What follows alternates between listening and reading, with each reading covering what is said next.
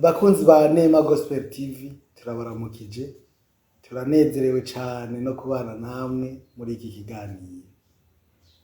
Tubasaba imbabazi gato ko muravize ko mwari mutumenyereye mugabo byarahindutse gato yabitatuvuyeko.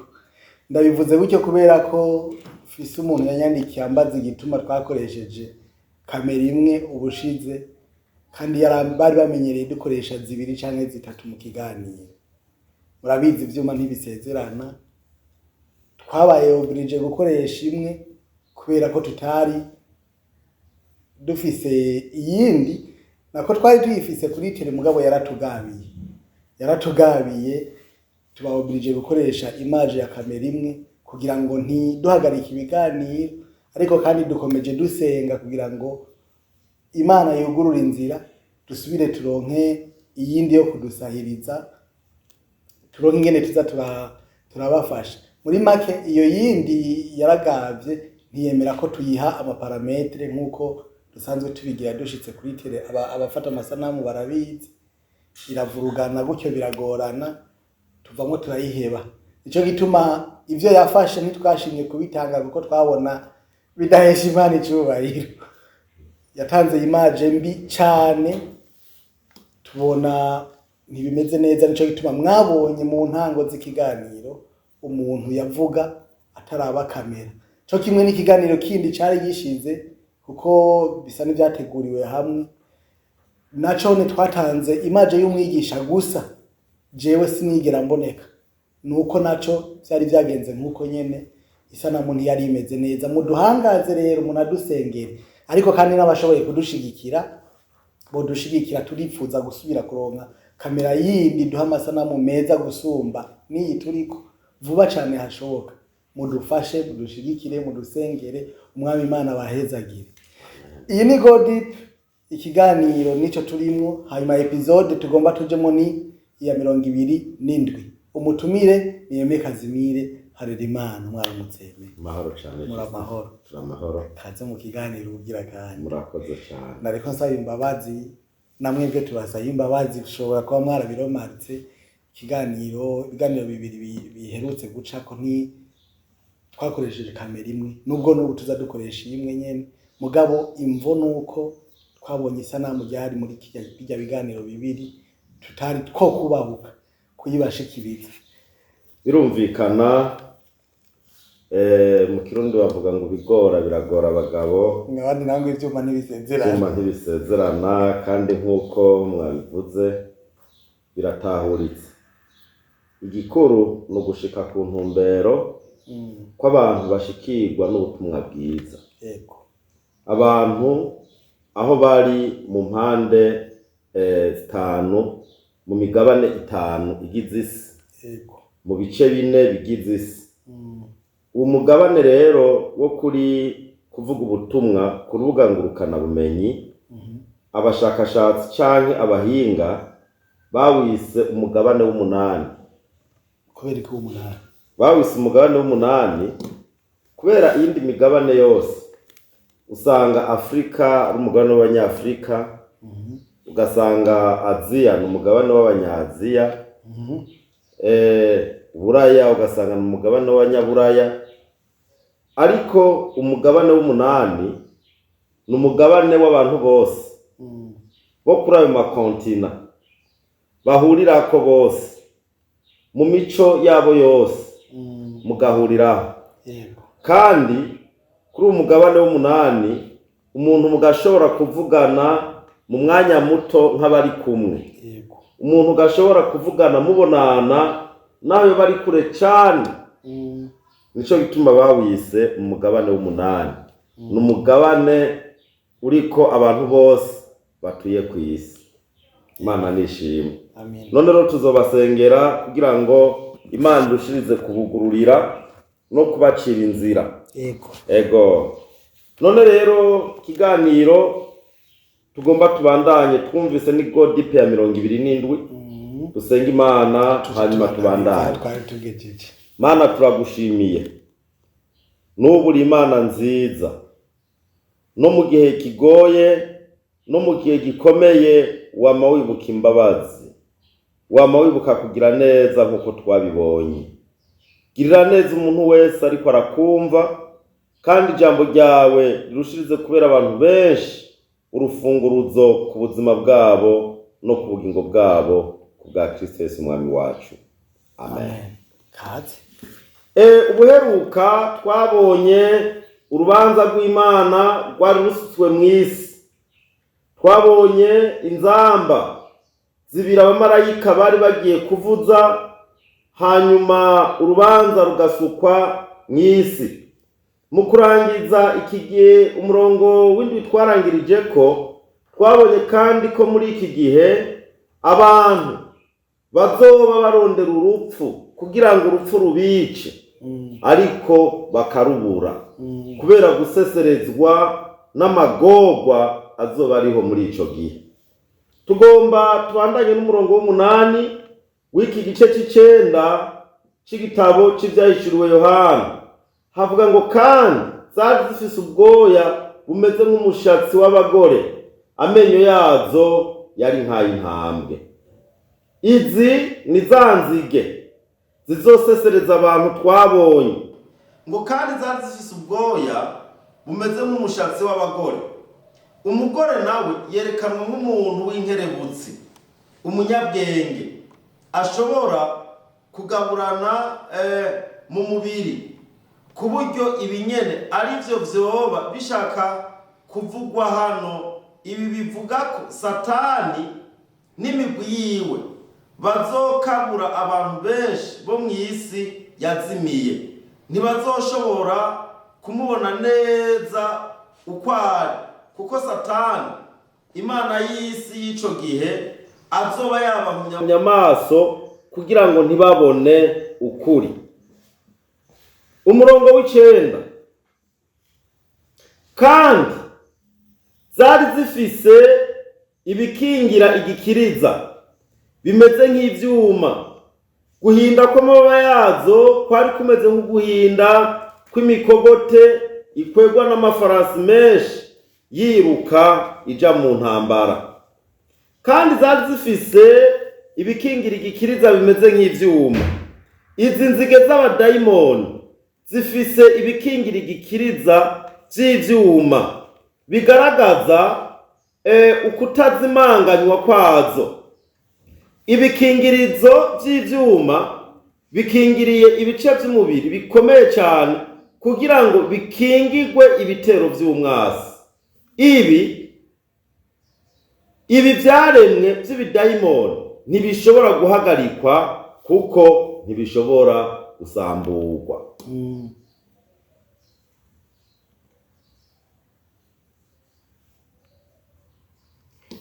Guhinda kw'amababa yazo kwari kumeze nk'uguhinda kw'imikogote ikwegwa n'amafarasi menshi yirukija mu ntambara. Nk'uko izo nzige z'abadayimoni ziyogeza ibiri ku isi. Ibi vyibutsa Yohana ingabo nyinshi cyane zifise imikogote yazo zisa n'izija mu kibanza co kugwaniramwo.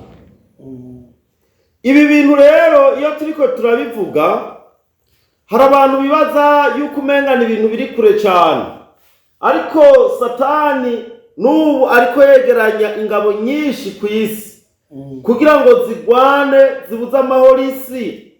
Iyi ntambara si intambara izoshika giturumbuka ngo abantu bavyuke basanga isi yose yuzuye intambara, ariko Bibiliya ivuga ngo ibanga ry'umugararizo riramaze guhishurwa, gusa hari uwuribuza gushika n'ubu. Nimba rero tubona intambara ziriko ziraba mu bihugu bikomakomeye, tukabona Ukraine iri kuragwana n'Uburusiya, tukabona Israel iri kuragwana n'imihariza ya Hamasi babateye, tukabona guterana amajambo gukomeye ku bihugu biri nucleaire bikomeye cyane rutura ku isi, dushobora kwibaza ibi bintu tukabona nk'uko umengana ibisanzwe, ariko kubera biza mu buryo bwa Satani, biza mu buryo bw'inyegeje kugira ngo abantu ntibashoke babibone, abantu bahumwe amaso baze bahure na surprise y'Imana. Umurongo wa 10, kandi zari zifise imirizo nk'iya sikoropiyo n'imboyi, kandi mu mirizo yazo niho harimwo ubushobozi bwo gusesereza abantu amezi 5. Twibuke igihe Yohana yabona ibi, nta mashari do komba yariho, nta bigwanisho nucleaire byariho, ariko yabona izi nzige zimeze nk'ingabo zikwega imikogote. Iyo tubona imikogote turabona ibintu bimeze nk'amashari do komba uno munsi biriho. Turabona amabombe nucleaire batera, ingene ari amabombe asesereza abantu, nk'uko Yohana yabonye izi nzige zasesereza abantu ziriye. Rero tubizanye muri kubu turabona ko ibi Yohana yeretse ntabwo tuzobona inzige ziza ziguruka, ariko turabona mu bundi buryo amabombe yirirwa arategwa akonona abantu ku buryo isi yose uno munsi ifise ubwoba. Ibi rero tubirimo deja vu, ibi tuza twamaze kuvyinjiramwo, ariko kubera ko abantu bama bari muri nta kazoza bakiyumvira kumenga ivy'Imana yavuze biratevye cyane, ariko nk'uko twabibonye dutangura iki gitabo, Yesu ari hafi, Yesu ari ku rugi. Ugomba abe maso, ugomba abimenye kandi abitahure ko Yesu ari hafi kuza gutwara ishengero ryiwe. Imana ishimwe. amen. Kandi zari zifise imirizo nk'iya sikoropiyo. Imirizo yazo yari imeze nk'irya ya sikoropiyo, kandi muri iyo harimwo imboyi. Ibi vyerekana ko zifise ubushobozi bwo gutoteza no gusinzikaza umuntu. Iyo tuvuga imirizo ya sikoropiyo, muca mubona yuko ibi bigwanisho byose biba bifise ikintu citwa kano, ikintu kirekire Yohana ashobora kuba yarabona akakigereranya n'umurizo urimwo ubumara. Kuko muri izo kano n'ibibombe bica bikagenda bigahonya inganda. Harimwo ubushobozi bwo gusesereza abantu amezi 5. Naha nyene turibukijwe ko naho bimeze uko ubushobozi bwazo bufise aho Imana itemera ko barenga. Imana rero n'umushobora byose. Ivyo yabiretse ngo bibeho kubera ibigombye. Umurongo wa 11, zifise umwami wazo niwe mumarayika w'ikuzimu, mu Giheburayo yitwa Abaddon, mu Kigiriki yitwa Apollon. Zifise umwami wazo. Ibi biremwa vy'ibidayimoni birafise urutonde rugize ingabo nyinshi, kandi bafise n'intwazangabo yo hejuru izitegeka. Nk'uko twabibonye ni Satani. Niwe mumarayika w'ikuzimu. Intwazangabo yo hejuru izitegeka irazwi neza. Ni umumarayika w'ikuzimu. Uyu rero si Satani, kuko Satani ntiyaterewe ikuzimu, ahubwo yaterewe mu kirere, nk'uko tubibona mu butumwa mu cete Paulo yandikiye mu cete candikiwe Abaheburayo. Kubera Abaheburayo ni igitabo kitazwi neza uwacanditse, ariko abahinga baravye style canditsemwo barashobora guhuriza ko coba canditswe na Paulo. Nk'uko tubona muri iki cetero candikiwe Abaheburayo 2 n'umurongo wa 2, uyu mumarayika nawe ari mu rutonde rw'abaterewe hasi. Satani akaba yaramutoranije ngo abe intwazangabo yiwe yo hejuru izitwara zirya nzige z'abadayimoni. Ato muvuze akantu ngo Satani ntiyaterewe mu ikuzimu. Satani nk'uko twabibonye mu gice giheruka, Satani yarakorowe, akororerwa mu kirere. Ubu aracagwanira mu kirere. Ariko ishengero n'iryava mu isi. Nzamba y'Imana niyavuga ishengero rigakugwa mu isi. Satani azoca akorogwa ashike ku isi. Aze kuganza, azomara imyaka 7 aganza. ari kumwe na antikristo, ari kumwe n'umuvugishwa w'ibinyoma, kugira ngo bahume amaso abantu bazoba basigaye, babereke yuko abantu batabona bagiye, Imana yabatwaye kubahana, ari abanyabyaha. Hanyuma muri iyo myaka 7, inyuma y'imyaka 3 abantu bazobimenya ko ishengero ryaduze, bamenye kandi ko ubutware barimwe atari ubw'Imana, batangure kurwanya ivyumviro vya Satani, nawe azoca ahaguruka bice, na antikristo babice, n'umuvugishwa w'ibinyoma bakora intambara ikomeye muri aya magume turiko turabona zoba muri iki gihe. Ubugira 3 azokororerwa ikuzimu, igihe Yesu azoba amanutse kwima ingoma y'imyaka 1000, azoshika afata Satani mubohe, aca muterera ikuzimu, amwugaranireyo kumara imyaka 1000. Ubu rero ntiyugaranye, Satani ntiyugaranye. niko hari abantu bavuga ni version, rekavuga ko ari version zibiri. Hari abantu bavuga ko baji kuzimu, bakavuga ngo baramubona.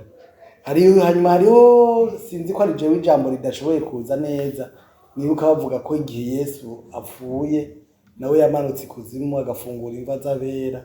Satani we ntaco kumugarana, noba nibuka coba caravuze. Satani ntiyigeze yugaranwa. Ubisomye neza, ikuzimu abantu bapfa imbere yuko Yesu aza bari bugaraniwe ahantu ikuzimu.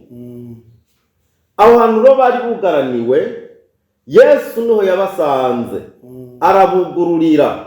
Bibiri ivuga ngo abo bantu baciye batembera Yerusalemu, barababona, abantu barababona. Mugabo Yesu ntiyabugururiye kugira ngo basanzare, kugira ngo bayerere, kwari kugira ngo abimure, abakure muri ubwo gobo, abakure aho bari bugaraniwe, umuntu yokwita nko mu gasho kwa Satani, abimurire muri paradiso, aho imitima impwemu z'abera bapfuye bihanye, bapfuye bejejwe, zirindiririye kuzokumva inzamba y'Imana, bace basanganira umwami Yesu mu kirere. Ku bantu nabo bavuga ko bagiye mu kuzimu bakabona Satani n'ibindi, twebwe mu bisanzwe ntidushingira intahe Satani, kuko ico dushingira intahe ni Yesu uwamunesheje. Ico dushingira intahe ni Yesu uwamutsinze, kandi uwo yahawe ububasha bwo kwamatsinda. N'ubu aratsinda kuko ari ku ngoma, kandi azokwamatsinda. Ukuri nuko Satani yakorowe agakororerwa mu kirere, ariko kandi azokongera ashike no hasi aganze kumara imyaka 7. Hanyuma Yesu nawe azoza kuganza isi imyaka 1000. Satani yose azoba yaramuboshe, yarakorowe, afungiwe ikuzimu. Iyo myaka 7 ko abantu batazaborohewe, ntibazoba borohewe. Ni iki gihe turiko turavuga c'amagume. Ni ibi turiko turigisha abantu kugira ngo umuntu wese w'umunyabwenge ashobora kubitahura, ashobore guhunga uburake ugiye kubonwa n'isi. Imana ishimwe. Amen. Niwe mu marayika w'ikuzimu, intwaza ngabo yo hejuru izitegeka, irazwi neza, n'umumarayika w'ikuzimu. Mu Giheburayo yitwa Abadoni, mu Kigiriki yitwa Apoloni. Aya majambo yose y'Igiheburayo n'Ikigiriki asobanura kumwe, n'umuranduzi. Iryo zina rikaba ryerekana intumbero yiwe. Mbega itandukaniro rinini hagati y'iryo zina n'irya Yesu. Iri ryo rya Yesu risobanura umukiza. Imana ishimwe. Umwe n'umuranduzi, ariko Yesu n'umukiza. Umurongo wa 12. Ibara rya mbere riraheze, ukundi kubona ibara kubiri guhava kuza hanyuma. Ibara rya mbere riraheze, irya mbere ryari ryiza, ryari zirya nzamba za mbere zitatu. Ibara rya mbere riraheze. Ibara rya mbere ryari rya za nzamba za mbere zitatu, kandi haracasigaye ayandi abiri ariyo inzamba ya gatandatu n'iyindwi. Inzamba ya gatandatu tuyibona ku murongo w'9 muri iki gice 9 ku murongo wa 13 gushika ku murongo wa 21. Umurongo wa 13 wa kino gitabo uvuga ngo umumarayika wa gatandatu aravuza, numva ijwi riva ku mahembe 4 y'igicaniro cy'izahabu kiri imbere y'Imana. Numva ijwi riva ku mahembe 4 y'igicaniro cy'izahabu. Iki gicaniro ni cya kindi nyene ari naho hava amasengesho y'abera aduga, nk'uko twabibonye mu Vyashuro Yohana 6:9 n'umurongo wa 10. Ico gicaniro cyari gifise amahembe 4, rimwe ryose rikaba ryari mu mfuruka yose. Kuva 31 n'umurongo wa 2. Iki cyari gicaniro cyo konsa imibavu.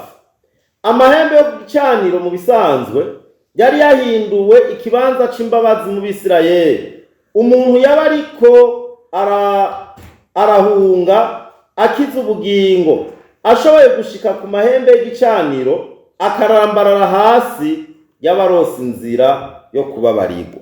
Nk'uko tubibona muri Kuvayo 27 umurongo wa 1 n'uwa 2, na Kuvayo 30 umurongo wa 10, n'igitabo cya mbere c'Abami 1 n'umurongo wa 50, 2 n'umurongo wa 28.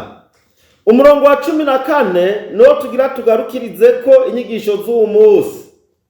Havuga ngo ribarira umumarayika wa gatandatu afise inzamba riti, bohora abamarayika 4 babohewe ku ruzi runini Efurati.